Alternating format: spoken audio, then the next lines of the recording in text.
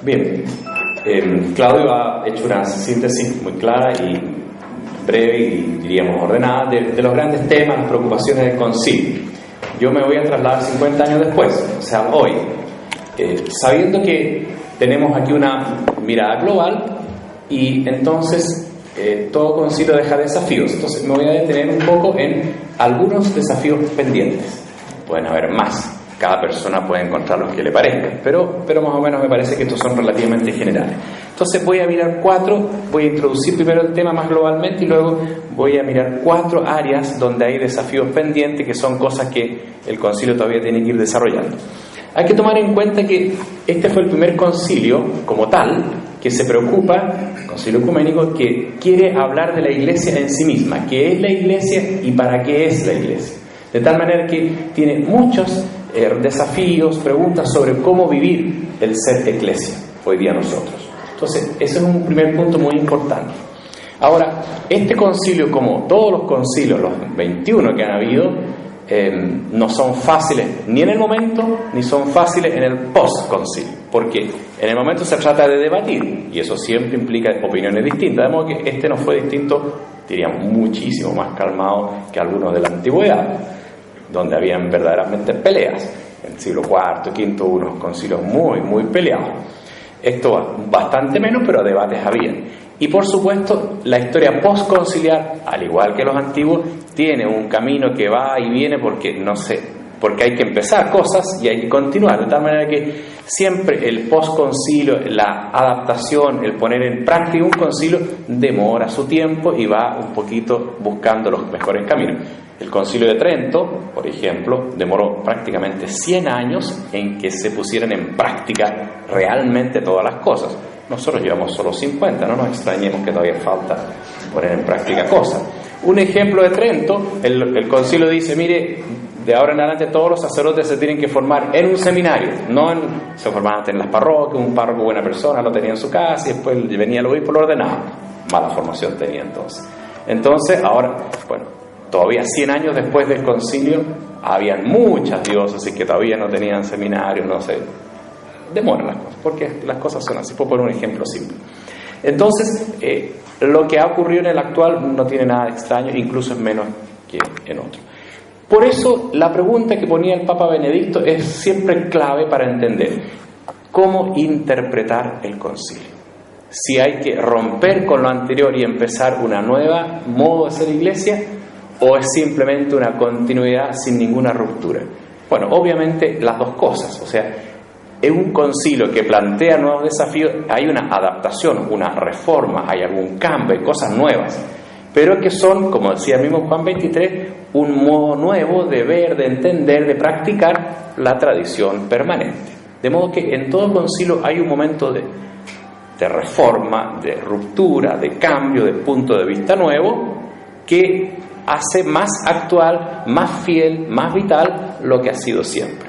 Entonces, en ese doble cambio entre continuidad y ruptura es una palabra dura tal vez, continuidad y nueva mirada o cambio, lo que ustedes quieran, hay siempre un balance que es siempre difícil y que siempre es, ¿cómo se dice?, inestable, obvio, ¿no es cierto? Y que se va a adaptar. Entonces, en ese sentido, en ese contexto y en ese desafío es donde ahora yo planteo estos nuevos desafíos, que son continuidad y son mirada nueva, cambio, novedad, pero en la continuidad buscando siempre un equilibrio. Me voy a detener en 4 temas amplios que son muy relevantes en el concilio y que creo que tienen mucho futuro, porque como marcan un nuevo punto de vista. Una cosa es lo práctico inmediato del tema y otra cosa es que ese nuevo punto de vista cómo empieza a abrir perspectivas para el futuro. El primero es el de la libertad religiosa, muy relevante. Voy a hablar de eso en un momento. El segundo tiene que ver con el ecumenismo, nuevo punto de vista que plantea desafíos. El tercero, obviamente, es con la comprensión que tiene la Iglesia de sí misma. Y el cuarto tiene que ver con la relación que tiene la Iglesia con el mundo. O sea, hay 4 puntos ahí que son cambios de perspectiva para enfrentar un mismo problema que creo yo que tienen mucho futuro y tienen mucho desafío y tienen mucha tarea por delante. ¿De acuerdo? Bueno, el primero de todo es la libertad religiosa. Usted me va a decir, bueno, pero es un tema pequeñito y ya se solucionó. O sea, sí, pero tiene una cuestión muy importante.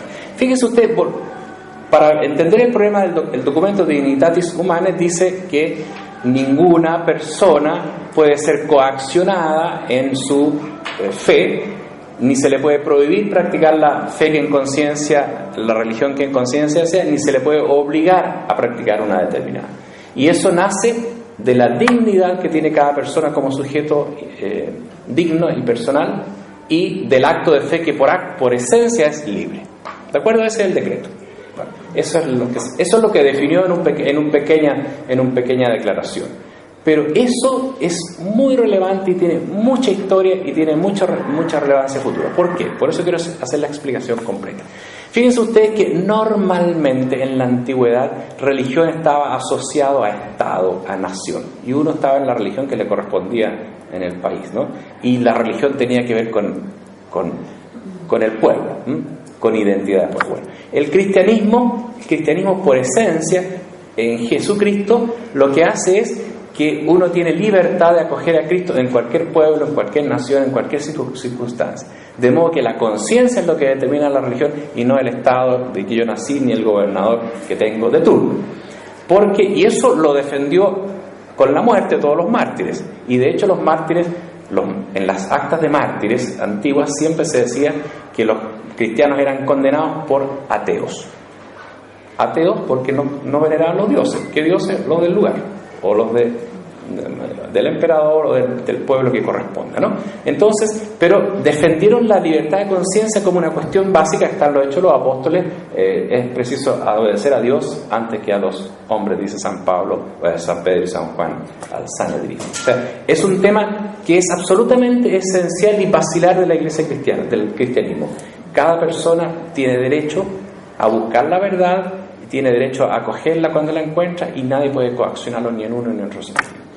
Pero paulatinamente, en la medida en que el cristianismo se fue haciendo religión del imperio y finalmente religión del Estado, después más adelante, paulatinamente ocurrió un cambio, y fue que dado, de alguna manera se retoman algunas costumbres antiguas, ¿no? De que la religión identifica un pueblo y la cultura. Entonces uno tiene la tentación de forzar a que todos sean cristianos para que no haya problema.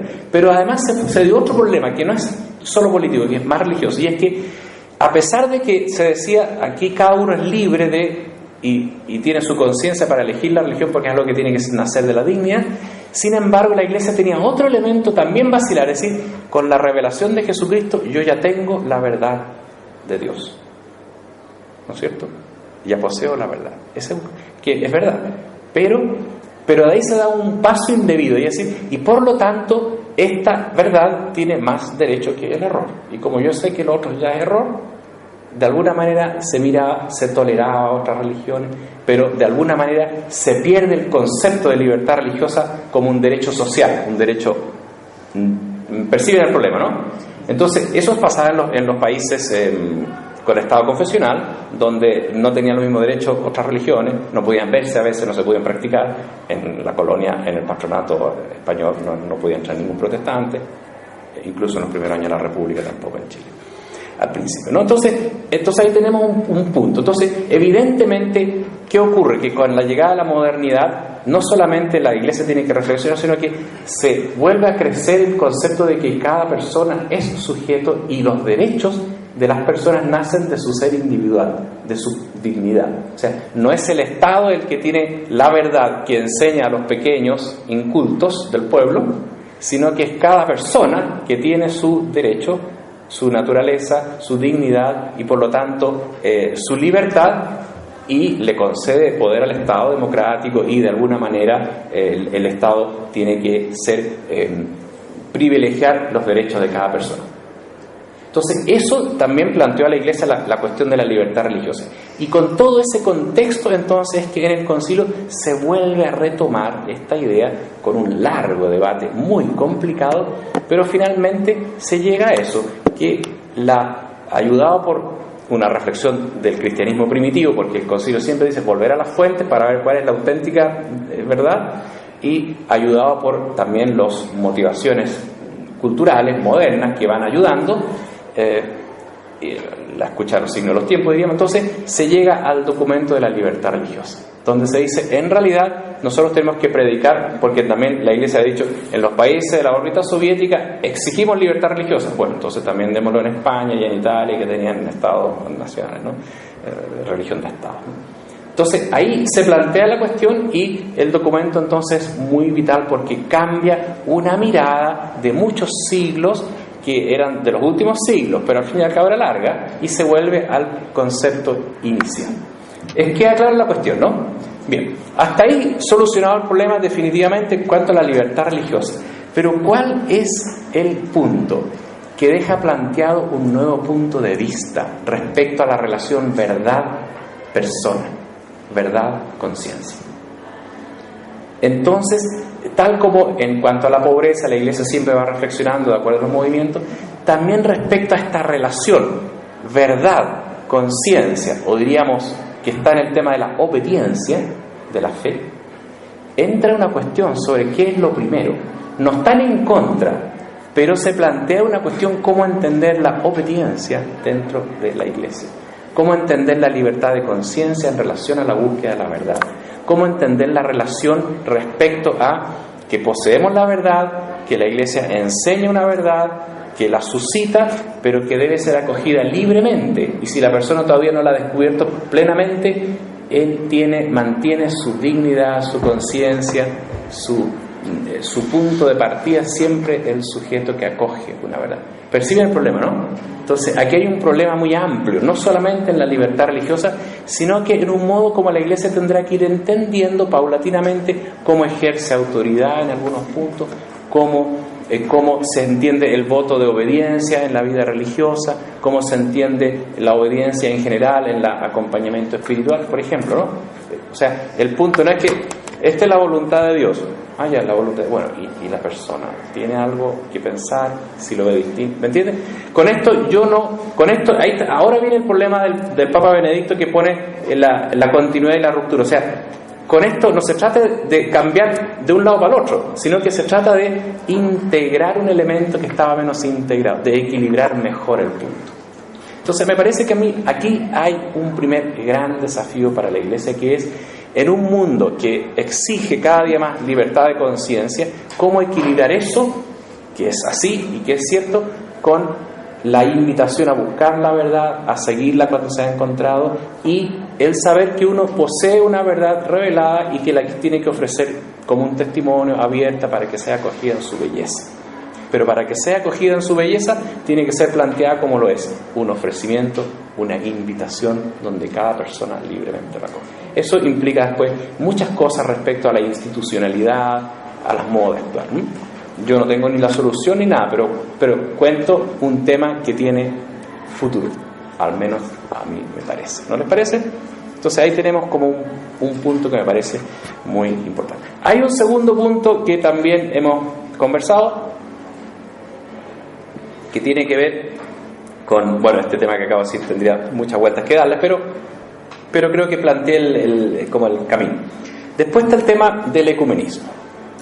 Hemos dicho que Juan XXIII, una de las razones que tenía para llamar al concilio, dice, tiene que ser un concilio ecuménico, en el sentido que de todos, sí, pero también en el sentido de que suscite, invite, abra caminos para la unidad entre los cristianos. Ecumenismo es la unidad de todos los cristianos, todos los que profesamos la misma fe en Cristo, en la Trinidad y en la Sagrada Escritura como libros sagrados. Deberíamos llegar a ser lo que fuimos al inicio, una pura iglesia. Entonces el ecumenismo son el camino, el trabajo, el encuentro en esta línea. Entonces hay que reconocer que el ecumenismo había comenzado en ambiente protestante, o sea, entre las distintas iglesias protestantes se habían hecho caminos de ecumenismo para ver si ellos se lograban unir. La Iglesia Católica no había participado en eso desde 1900, que comenzó.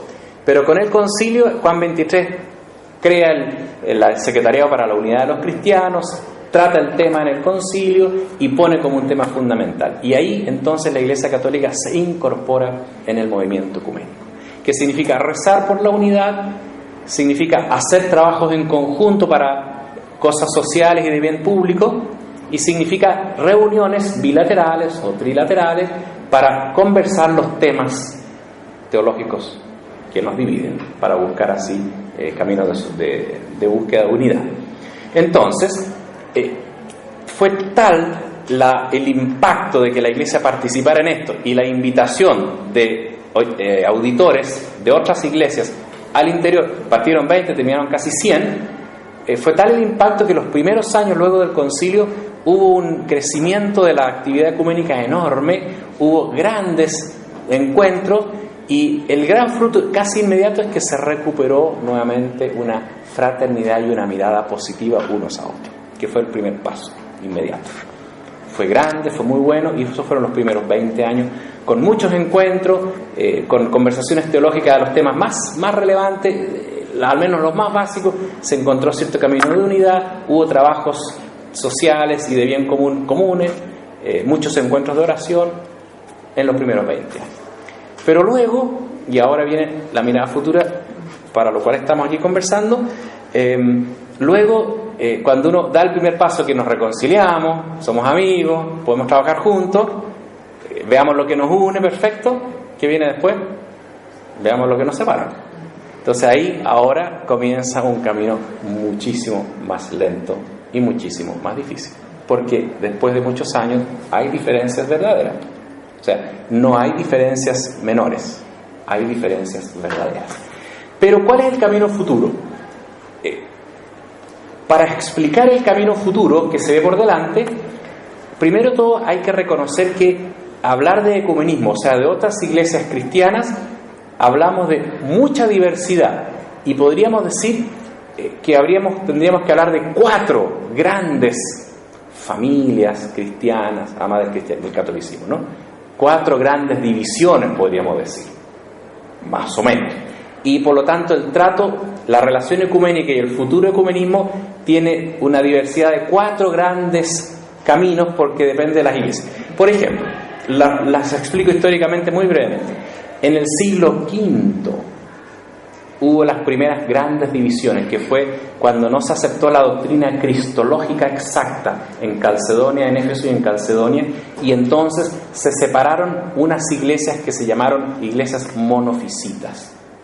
Y esas iglesias monofisitas están hasta el día de hoy en Armenia, por ejemplo, en Babilonia, en la iglesia caldea, la iglesia copta en Egipto, la iglesia etiópica en Etiopía, y algunas iglesias siro-malabares en India y algunas en Siria, ¿no?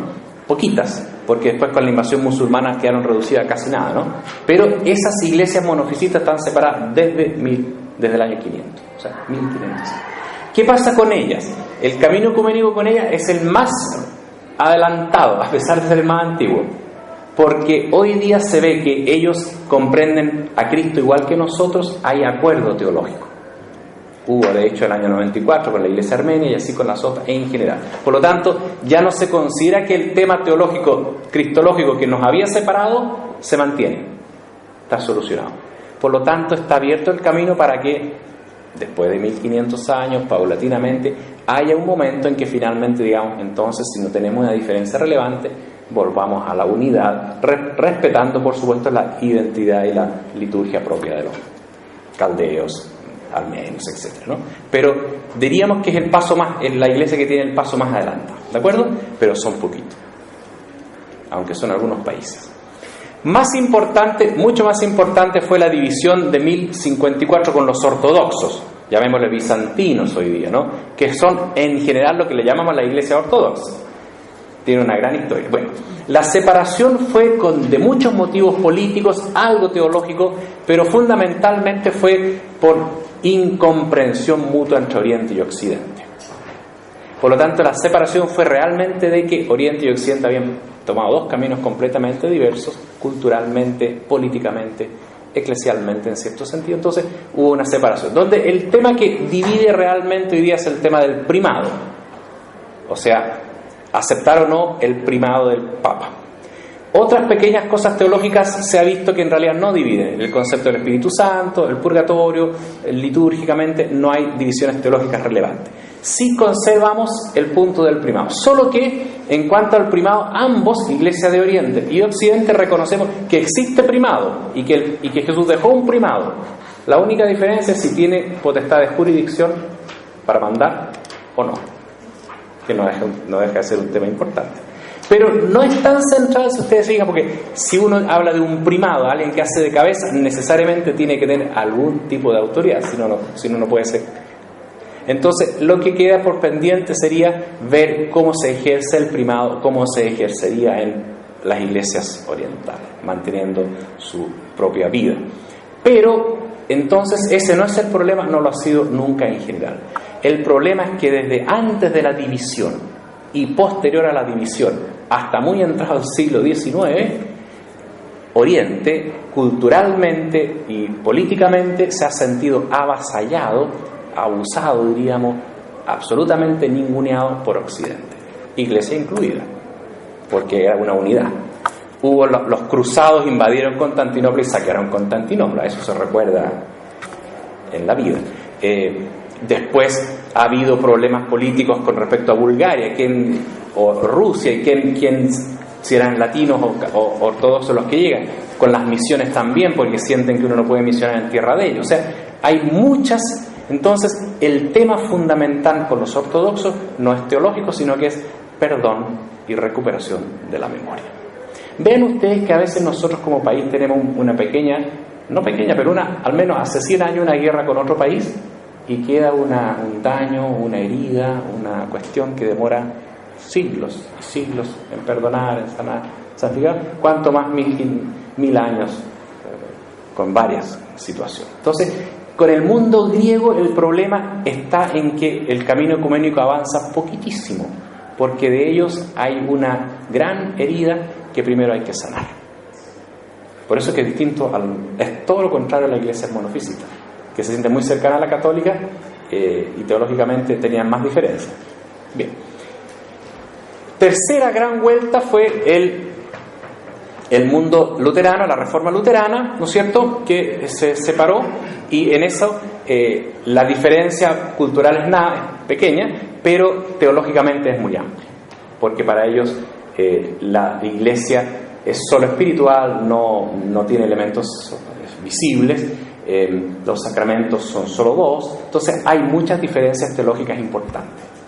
Entonces se avanzó mucho en el ecumenismo, hay mucho buen deseo, hay gran encuentro, sin embargo, teológicamente son los temas más relevantes y son verdaderamente hondos. Por lo tanto, demorará mucho, pero hay que avanzar. Es sobre todo que para ellos la iglesia es distinta que para nosotros. Lo que es iglesia es distinto. Entonces, ahí tenemos un problema eclesiológico muy hondo. Entonces, ahora, el siguiente problema es que en esas iglesias protestantes grandes, antiguas, se ha dado un nuevo problema, y es que ellos han innovado en cosas verdaderamente relevantes, sobre todo de temas morales, sexuales. Entonces han producido un nuevo problema.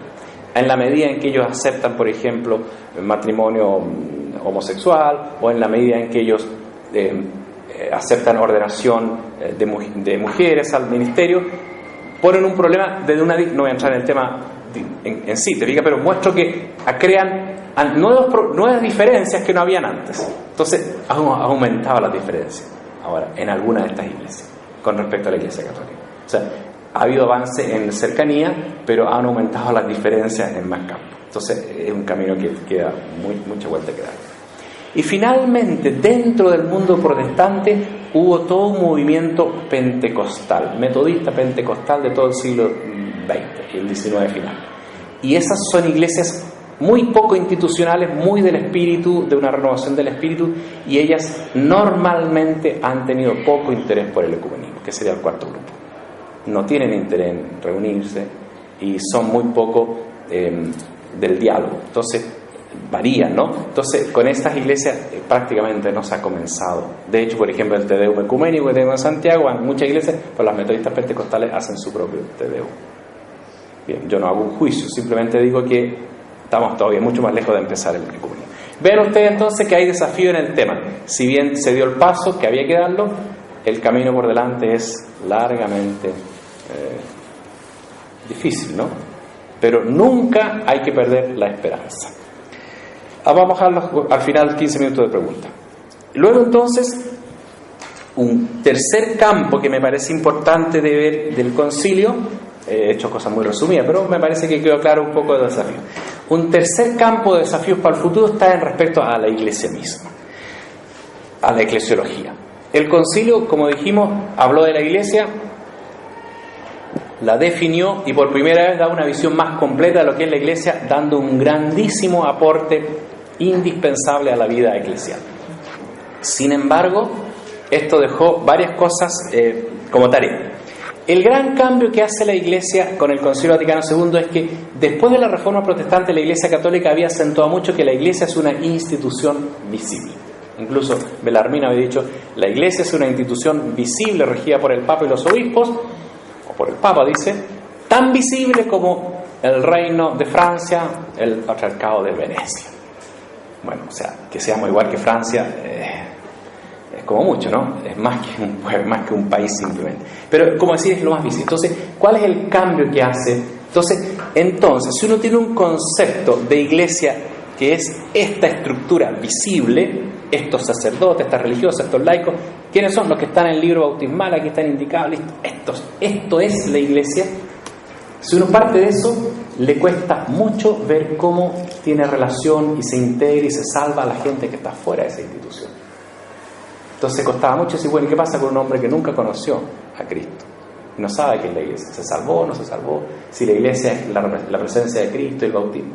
Entonces eso hacía que la iglesia se mirara muy en sí misma. Entonces el Concilio Vaticano no cambia esa idea que la iglesia es visible, porque es visible, pero parte de otro punto de partida, y es, la iglesia en primer lugar es un misterio, es decir, es un plan de salvación de Dios, que constituye, que funda la iglesia como su presencia visible, pero es anterior a esta cosa visible, es doble, tiene algo visible y algo invisible integrado, es un plan. Entonces ahí tú comprendes cómo se pueden integrar de alguna manera las otras personas, porque en ese plan de salvación se incorpora todo el mundo, de alguna manera se vincula a través de la gracia, del Espíritu, de la oración nuestra, de la buena voluntad. Perciben el cambio, ¿no? Entonces este cambio ha hecho el desafío de que la iglesia pueda abrir sus vínculos y pueda sentirse mucho más vinculada y pueda la gente sentirse también como más abierta, más incorporada en este gran plan de salvación. O sea, esta idea hace de la iglesia no una institución cerrada, sino una institución abierta, lo cual es un gran desafío que siempre, ojalá, esto que es teológico se transforme en vida y que la gente pueda ver a nosotros siempre una institución que abre, que invita, que acoge, que llama. Es como lo vital de lo teológico, que es un plan de salvación, un llamado universal. Tal vez el cambio más radical que hubo en el concilio respecto a la iglesia es la liturgia, que ha acogido inmediatamente, se ha llevado adelante y fue su gran aporte inicial. Pero eso ha sido bien llevado, no plantea grandes cuestiones, excepto una, que dado que la liturgia se hizo en lengua vernácula, o sea, y de alguna manera un poco más comprensible, era para que cada persona pudiera participar de la liturgia más activamente, lo cual también uno puede hacerlo aunque no entiende el idioma, pero más fácil si uno lo entiende.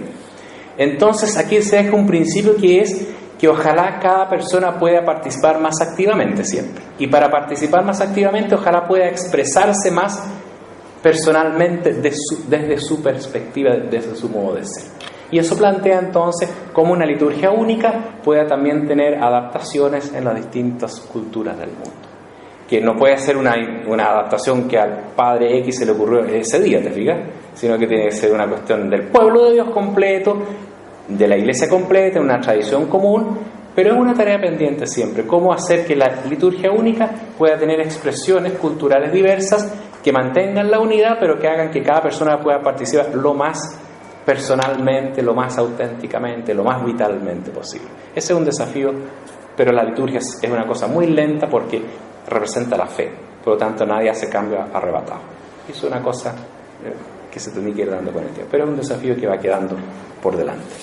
La siguiente desafío que queda justamente en el concilio por estas mismas cosas es que una de las cosas que dijo el concilio es que la iglesia es universal y particular. Es una iglesia, pero una iglesia que se concretiza en miles de iglesias particulares, que son las diócesis. O dicho al revés, son muchas iglesias particulares que no son sino la expresión de una única iglesia. Universal y particular son ambas cosas. Nosotros aquí en Santiago somos la única iglesia universal en concreto en Santiago. Por lo tanto, somos la universal y la particular a la vez, todos. Entonces, esta tensión es muy importante, porque ¿qué es lo que implica? Que hay que mantener el equilibrio entre la conducción única del Papa y la conducción particular de cada obispo, entre lo que es universal para todos y lo que es particular en cada lugar. ¿Perciben, no? Entonces esa es una tensión donde cada día más aquí la modernidad nos causa un problema, porque cuando tenemos los medios de comunicación a veces son poco veraces en la forma de presentar a veces la cosa, porque se presenta como que el Papa fuera el obispo único universal, y en realidad como que no existen otros obispos, ¿no? O que el obispo de Santiago es el obispo de Chile, y el obispo de la otra diócesis no tiene idea, que la gente no sabe cuál es su obispo al final. ¿Perciben el punto, no? Entonces, los medios de comunicación nos engañan un poco en este concepto que es necesario el Papa y el obispo del lugar. Es necesaria la iglesia universal y la iglesia particular, ambas. No es bueno que haya solo universal y tampoco es bueno que haya solo particulares, sino que ambas cosas, y eso es un desafío permanente. Por lo tanto, ahí está la cuestión, pero comprenderán que eso es un desafío por ambos lados. O sea, el Papa Francisco ha dicho en la última exhortación: me interesa la iglesia particular, tiene que fortalecerse.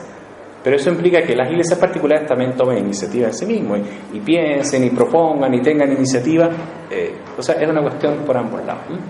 Entonces el desafío está evidentemente en este contexto. Esto se practica de manera más particular en la colegialidad episcopal, que fue un gran tema del concilio, diciendo, en realidad a la iglesia, dice, la conduce el Papa con los obispos. Esa es la jerarquía, el Papa con los obispos. De tal manera que el Papa puede ejercer su primado solo, como cabeza del cuerpo de los obispos, o la puede ejercer con todos los obispos, todos juntos. No es el Papa y los obispos acá, sino que el Papa y los obispos juntos, donde el Papa puede hacer algo como cabeza, él solo, siempre en comunión con todos, por cierto, o lo hace con todos. Un concilio es el Papa con todos, una encíclica es el Papa solo.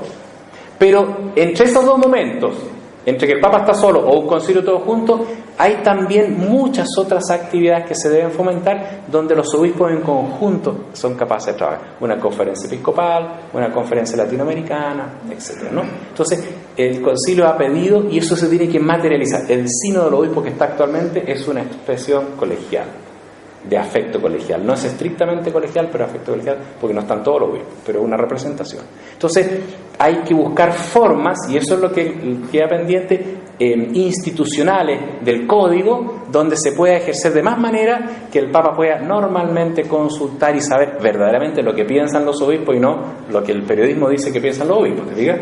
Que es muy distinto. Entonces, hay que buscar caminos institucionales donde se pueda mucho mejor saber y trabajar en conjunto. Eso, porque esas son cosas que siempre quedan pendientes. Finalmente, el último punto, que es del concilio muy importante, es la apertura de la iglesia al mundo. Creo que el gran aporte del concilio en este punto fue, en primer lugar, abrirse, lo que dijo Claudio, o sea, tener una mirada positiva. Segundo, mirar los signos de los tiempos, que también Claudio lo mencionó, por eso no lo digo, o sea, ser optimista y saber que el Espíritu Santo actúa en el mundo y va a seguir actuando siempre. Entonces hay que ser capaz de discernir lo que es del Espíritu y lo que no es del Espíritu, porque actúa el Espíritu, pero también actúa el Espíritu del mal y nuestros pecados. Entonces, el gran tema que nos deja es que sepamos y tengamos habilidad y constancia en discernir la acción del Espíritu en el mundo. En ese sentido ha habido un cambio respecto a los 50 años últimos, y es que hace 50 años habían grandes relatos, grandes intenciones, ¿no es cierto?, grandes bloques políticos, y hoy día como que se ha fraccionado el mundo. Y en ese sentido la Iglesia tendría tal vez un nuevo desafío de darle un sentido, de crear esta unidad que a veces no se ha fraccionado con una posmodernidad, ¿no? Pero eso está en que tal vez ese fraccionamiento puede descubrir qué hay del Espíritu en eso y qué nos está diciendo de la persona y ser capaz de ver dónde hay una palabra que nos puede ayudar a entregar mejor el Evangelio. O sea, este es el principio del concilio que hay que mantener siempre y se aplica en la casa, en la familia, en todo. O sea, los papás tienen que ser capaces de descubrir qué le está diciendo Dios a través de una actuación o no, de un hijo. Eso es la vida. Y creo yo que el último desafío que queda, y con eso cierro mi intervención, se da por los últimos acontecimientos. En el tiempo del concilio siempre la Iglesia ha tenido problemas, pero en el tiempo del concilio obviamente que la Iglesia tenía una autoridad moral fuerte. Y evidentemente en los últimos años, con todos los escándalos que hemos visto, ¿no es cierto?, sobre el mal comportamiento de muchos sacerdotes, o al menos de algunos, y con escándalos que se han habido en todas partes del mundo, la Iglesia ha perdido autoridad moral, un poquito, algunos, en parte. O por lo menos hay mucha crítica y a veces uno mira las redes sociales y son despiadadas, ¿no? Entonces ha habido una pérdida de autoridad moral. ¿Cómo se recupera una autoridad moral? Se recupera, como el Papa Juan Pablo II lo dijo el año 2000 para julio, reconociendo los errores y pidiendo perdón de los errores. Porque Dios es más fuerte que el pecado y la bondad y el bien que ha hecho la Iglesia es más fuerte que sus males. Pero eso no quita que uno tiene que ser capaz de pedir perdón, de transparentar y hacer los cambios que sean necesarios. Cambiar, convertirse. El concilio dice, la Iglesia es santa y siempre necesitada de purificación, de renovación. Siempre está reformándose. O sea, no hay nada raro en eso. Simplemente es lo mismo que pasa con personas. A nosotros yo creo que ninguno nos da ninguna vergüenza pedir perdón cuando cometemos un error. Creo. Y pedimos perdón, nos confesamos. ¿Por qué no lo podemos hacer también como sociedad, como iglesia, como grupo? Es indispensable. Por eso creo yo que el concilio dice la frase, la Iglesia es santa y siempre necesita de purificación. Pues bien, ahora que tenemos una situación más compleja, vivamos eso mismo, reconociendo la santidad inmensa que hay en la Iglesia, pero también los errores, los pecados, y pedir perdón, transparentar los cambios y la purificación. Creo que también ahí hay tarea, porque la costumbre es pensar que mejor salvemos la institución. No, la verdad es lo que hace libre, lo que purifica y lo que finalmente da autoridad moral, que es la que ha tenido siempre la Iglesia por sus hechos. Entonces, ahora es siempre una tarea permanente. Creo que hay varios desafíos por delante y ustedes podrán pensar todavía otros, pero esos son los que me parecen a mí más relevantes ahora.